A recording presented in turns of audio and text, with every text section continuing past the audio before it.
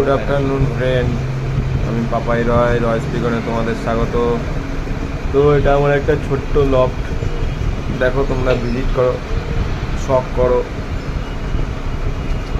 সব ধরনের পায়রা আছে আমার কাছে, কিছু কিছু সিলসিলা লাইনের পায়রা আছে।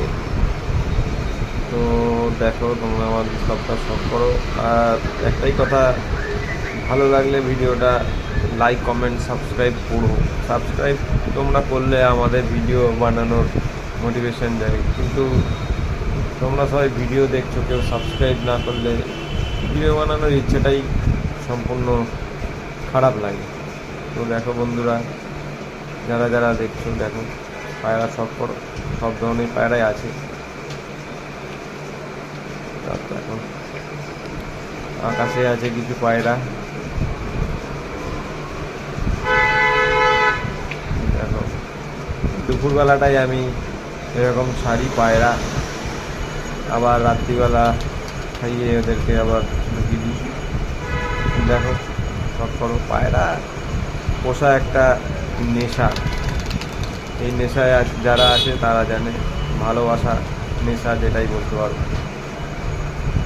পশু পাখিকে পোষা যে কত ভালো জিনিস, সেটা যারা পোষে তারাই জানে। দেখো শখ করো, ভালো লাগলে কমেন্ট করো, লাইক করো, সাবস্ক্রাইব করো। ভিডিও বানাতে অনেক কষ্ট হয়, তো দেখো যদি তোমাদের মনে ইচ্ছা হয় তো সাবস্ক্রাইব করো ভাইটিকে, ভাই দাদা যাই বলো, সাবস্ক্রাইব করো। দেখো সব পায়রা বাইরে বের করে দিলাম, ওরা এখন এই সিমেন্ট হয় না, সব কুটে কুটে খায়, ওদের যেটা পছন্দ সেটা খায়। একটা কালো বাচ্চা পায়রা আছে, বাচ্চা পায়রাটা খুবই অসুস্থ ছিল, তো ওই পায়রাটাকে পুরো রিকভারি করেছি মেডিসিন দিয়ে, মানে একদমই পায়রাটা শেষ অবধি ছিল। তো আমাকে হেল্প করেছে সোনাইদা নামে, সোনাইদাকে তো তোমরা সবাই চেনো। এই সোনাইদাই আমাকে সাজেশান দিয়েছে, আমি সোনাইদার কথা মতোই যা যা করার করেছি। তো সাকসেসফুল, পায়রা এখন পুরো ফিট।